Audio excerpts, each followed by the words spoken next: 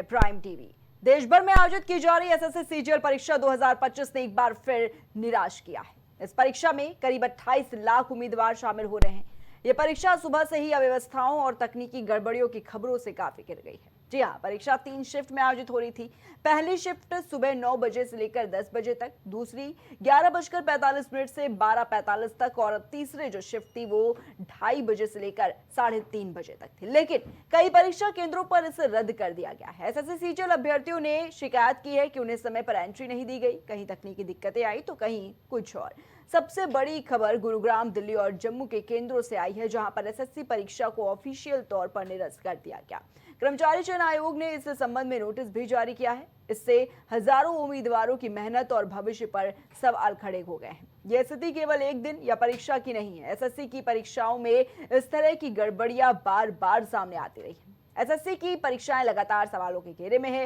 Paper leak की घटनाएं हो या फिर अंतिम समय पर परीक्षा स्थगित करने के फैसले, हर बार लाखों उम्मीदवारों का समय और प्रयास जो है वो व्यर्थ जाता है। छात्र संगठनों का ये कहना है कि अगर बार बार ऐसा होता रहा तो एसएससी की विश्वसनीयता पर संकट खड़ा हो जाएगा। परीक्षा की तैयारी में महीनों मेहनत करने वाले उम्मीदवारों के लिए केवल अकेडमिक बाधा ही नहीं बल्कि मानसिक और आर्थिक बोझ भी है। और इस बार भी परीक्षा में अव्यवस्था की स्थिति ने एसएससी की कार्यशैली पर कई सवाल जो है उन्हें खड़ा कर दिया है। तो लगातार सवालों के घेरे में एसएससी की परीक्षा जो है वो देखिए रहती है और कई महीनों से इस पर देखिए विवाद भी देखा गया था, चाहे वो छात्रों का प्रोटेस्ट हो इस परीक्षा को लेकर या फिर देखिए एक के बाद एक जो चौंकाने वाले इसमें देखने को मिलते, कभी पेपर लीक हो जाता है, कभी अंतिम समय पर परीक्षा ही स्थगित कर दी जाती है। तो लगातार एसएससी की परीक्षा सवालों के घेरे में है। और जिसी खबर पर हमारे साथ बात करने के लिए एसएससी शिक्षक पवन मिश्रा जुड़े हुए। पवन जी, सबसे पहले तो बहुत बहुत स्वागत है आपका। पवन जी, जिस तरीके से देखा जा रहा है एसएससी की जो परीक्षा है लगातार सवालों के घेरे में है, चाहे वो पेपर लीक की घटनाएं हो या फिर अंतिम समय पर परीक्षा स्थगित करने का ये फैसला हो, बार बार देखा जाता है कि जो अभ्यर्थी हैं उनको सिर्फ और सिर्फ निराशा ही हाथ लगती है। पवन जी,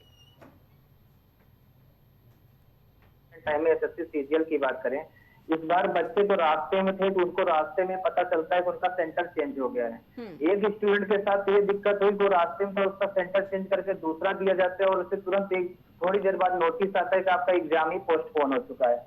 अभी तक जो आज की न्यूज है, अभी तक 3 शिफ्ट के पेपर हो रहे हैं, इसमें 4 सेंटर ऐसे थे जहां से पूरी तरह से आपका पेपर पोस्टपोन हो चुका है, चाहे आपका गुड़गांव का हो, दिल्ली का हो, जम्मू कश्मीर का हो।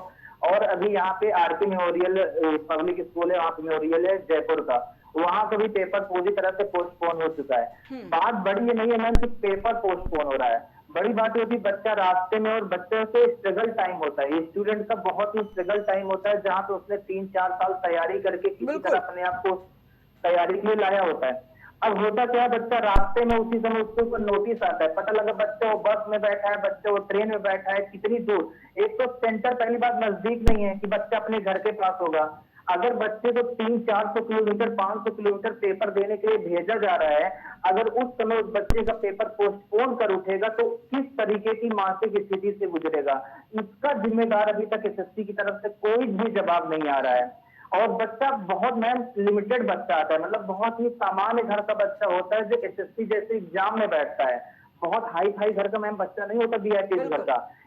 यहाँ का बच्चा बहुत ही सामान्य घर से आता है, जिसको खर्च करने के लिए मात्र 3 से 4 हजार रुपए हर महीने मिलते हैं, बड़ी मुश्किल से 5 हजार रुपए, जहाँ पे उसको अपना रूम रेंट भी देना होता है, उसी में तैयारियां करनी होती है, कोचिंग फीस देना होता है, और साथ ही साथ उसको पेपर देने के लिए जो दूर दूर सेंटर दिए जाते हैं इसमें जाना भी पड़ता है। अब उस बच्चे की मानसिक और आर्थिक स्थिति किस तरीके से गुजरेगी, इसकी जिम्मेदारी ना तो एसएससी चेयरमैन के द्वारा दिया जा रहा है, ना तो जो एजुकेटिव कंपनी जो इसमें वेंडर है पेपर करा रही, इसके द्वारा इसका कोई जवाब दिया जा रहा है। बिल्कुल पवन जी, लेकिन क्या लगता है ये बार बार इतनी बड़ी लापरवाही क्यों की जाती है? हर बार कभी पेपर लीक हो रहा है, कभी बच्चे जब पहुंचते हैं एग्जाम सेंटर के लिए उनको पता चलता है कि भाई उनका पेपर ही कैंसिल कर दिया गया। क्यों आखिर? अगर तैयारियां नहीं है, क्योंकि देखिए यही जो सवाल है वो अभ्यर्थियों की तरफ से भी किए जा रहे हैं कि अगर तैयारी नहीं थी तो फिर पेपर को आयोजित करने का कोई मतलब ही नहीं बनता है, बार बार क्यों जो समय है छात्रों का वो बर्बाद कर रही है? मैम ये पूरी प्रक्रिया ना एक एजुकेटिव कंपनी की वजह से नहीं, जहां पे टेंडर आया हुआ था ना वहीं से प्रक्रिया में गड़बड़ी हुई है। पहले जो गड़बड़ी थी, पहले जो टेंडर की प्रक्रिया थी उस हिसाब से एजुकेटिव कंपनी एलिजिबल ही नहीं है कि वो पेपर को करा सके। जब इस बार से टेंडर लाया गया 2023 में, तो यहाँ पे क्या हुआ था कि टेंडर प्रक्रिया में सुधार करके इसको इस तरीके से किया गया कि एजुकेटिव कंपनी इसमें शामिल हो सके, नहीं तो ये कंपनी एलिजिबल ही नहीं है कि पेपर इतना बड़ा पेपर करा सके। पहले इसका रूल ये था वही कंपनी पेपर करा सकती है जो मिनिमम, अगर हम छोटे पेपर की बात करें तो कम से कम आपको 10 लाख बच्चों का पेपर कराया होना चाहिए। लेकिन एजुकेटिव के पास इतना बड़ा कोई वेंडर नहीं था जिसका इन्होंने पेपर कभी कराया हो। अब क्या हुआ, इसको सुधार करके कम कर दिया गया ताकि एजुकेटिव कंपनी टीसीएस के ओवर जाकर इसको टेंडर की प्रक्रिया मिल सके और इसमें भाग ले सके। ये पूरी तरह से टेंडर की प्रक्रिया ही भ्रष्ट के घेरे में है और ये पेपर उसका रिजल्ट है जो आज यहाँ पे बच्चों की स्थितियों का सामना करना पड़ रहा है।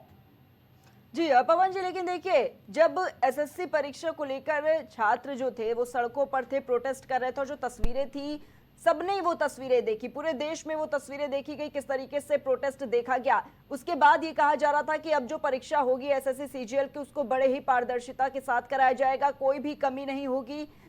क्योंकि कई बार ये भी देखा गया कि जब छात्र पेपर देने के लिए बैठते हैं उनका सिस्टम नहीं चल रहा होता है, सर्वर डाउन हो जाता है, कई ऐसी कमियां देखने को मिली। पूरी तरीके से इसकी जिम्मेदारी ले ली गई थी कि इस बार जो परीक्षा आयोजित कराई जाएगी पूरी ही तरीके से जो व्यवस्थाएं हैं वो काफी अच्छी रहेंगी, उसमें पारदर्शिता के साथ ये परीक्षा होगी। लेकिन एक बार फिर देखिए वही निराशा, वही जो चीजें पहले हो रही थी एक बार फिर से देखने को मिली। मैम देखिए यहाँ पे जो कंपनी है ना वो कंपनी ही 30 लाख 32 लाख अभी 27 लाख बच्चे इस पेपर में जा रहे हैं पार्टिसिपेट होने। उस कंपनी ने आज तक कभी 27 लाख बच्चों का पेपर ही नहीं कराया हुआ है। जो कंपनी इतना बड़ा खर्च और इतनी बड़ी व्यवस्था को नहीं एलिजिबल है उसके लिए, उसको वेंडर की प्रक्रिया में शामिल करना और उसको टेंडर देना ही गलत होता है, क्योंकि ऐसी कंपनी को टेंडर दे दिया गया है जो इसके योग्य है ही नहीं। अगर उसके पास सुविधाएं नहीं थी तो उसको टेंडर नहीं देना था। एसएससी चेयरमैन जी के द्वारा ये कहा गया कि हम प्रक्रिया में सुधार कर रहे हैं। अभी बहुत सारे बच्चों की बात कर रहा हूँ, मैं प्रयागराज में हूँ, यहाँ पे कोचिंग सेंटर चलाता हूँ एसएससी के लिए।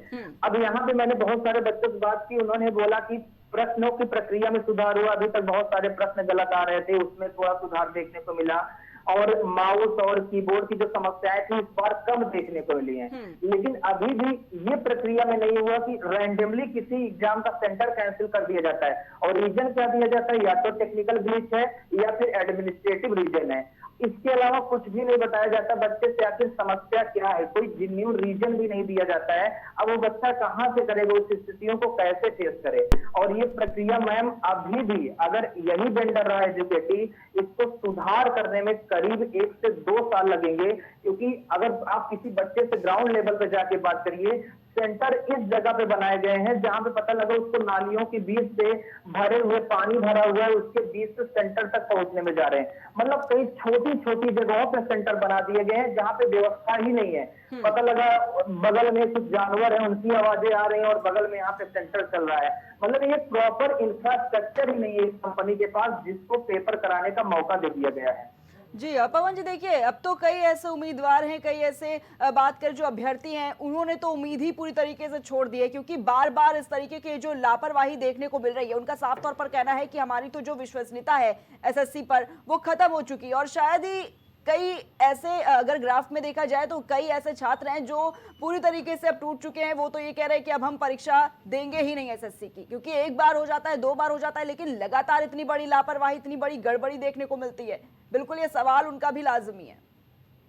मैम दिक्कत ये होती है ना, बहुत सारे बच्चे ऐसे हैं जिनका लास्ट के 1 साल 2 साल बच्चे हुए हैं, उन्होंने 4-5 साल तैयारियां कर ली थी। अगर उनका जब ये प्राइम टाइम आता है, जिस टाइम पर वो लोग क्या कर सकते हैं, यहाँ पे तैयारी लेके अपने सिलेक्शन ले सकते हैं और उनके ऊपर घर की बहुत जिम्मेदारियां हैं, उसी समय ऐसी गड़बड़ियां होती हैं। और इन गड़बड़ियों की वजह से अगर स्टूडेंट बाहर होगा तो जाहिर सी बात है होपलेस होगा, उसका इस व्यवस्था पर, इस आयोग पर, इस सरकार से सबसे भरोसा उड़ जाता है और उसे तो ये लगता है कि एसएससी की तैयारी करना ही बेकार है, क्योंकि मैं कंपटीशन बहुत ज्यादा है। 3-4 हजार पोस्ट, 5-6 हजार पोस्ट के लिए 27-27 लाख 30-30 लाख बच्चा बैठता है और अगर इतने बच्चे एक सिंगल सीट के लिए बैठते हों, एक एक सीट पे इतनी इतनी बड़ी बड़ी संख्या में कंपटीशन होता हो, और वहां पे अगर इस तरीके से पेपर लीक की वजह हो जाए, वहां पे माउस की वजह हो जाए, वहां पे सिस्टम की वजह हो जाए, इंटरनेट की वजह हो जाए, टेक्निकल रीजन हो जाए, एडमिनिस्ट्रेटिव रीजन हो जाए, इन वजहों से अगर एसएससी मार्क नोटिस दे के परीक्षा को टाल दे या फिर क्या करे, परीक्षा को पोस्टपोन कर दे, तो बच्चा होपलेस होने की स्थिति में होगा। वो कहीं से भी किसी हद तक तैयारी करने की स्थितियों पे जा ही नहीं चाहेगा, क्योंकि मैम ये परीक्षा वास्तव में बहुत कठिन है उस बच्चे के लिए जो अपने जी घर से पवन जी, बहुत देखिए सामान्य परिवार का है। बिल्कुल पवन जी, लेकिन देखिए इससे कहीं ना कहीं जो छात्रों का समय है, जो पैसा है, वो तो बर्बाद हो ही रहा है, लेकिन अगर बात करें मानसिक तौर पर कितना ज्यादा इस वक्त जो छात्र हैं, जो उम्मीदवार हैं, वो सफर कर रहे हैं। मैम अगर आप ऑफलाइन क्लास में आएंगे तो आपको ये पता चलेगा बच्चों की स्थितियां ये हैं कि अगर उनसे इस मैटर पे बात कर लिया जाए अच्छे तो इमोशनल हो जाते हैं, रोने लगते हैं। अगर जिन्होंने तैयारियां कर चुके हैं उनको ये लगता है जैसे उनका ये सपना था जो पूरा होने वाला था, और अब वह सपना पूरी तरह से टूटता हुआ नजर आ रहा है, और उसका जिम्मेदार सिर्फ और सिर्फ एसएससी आयोग, एसएससी के चेयरमैन और ये एजुकेटेड वेंडर है। ठीक है पवन जी, बहुत बहुत धन्यवाद आपका हमारे साथ जुड़ने के लिए। तो देखा जा रहा है लगातार जो एसएससी की परीक्षा है वो सवालों के घेरे में है। कभी देखा जा रहा है कि परीक्षा में लेकर लगातार जो छात्र थे वो प्रोटेस्ट करते हुए नजर आ रहे थे, लेकिन उसके बावजूद भी देखिए परीक्षा निरस्त हुई, कैंसिल हुई, जिसके बाद जो लाखों छात्र थे वो काफी ज्यादा निराश हुए।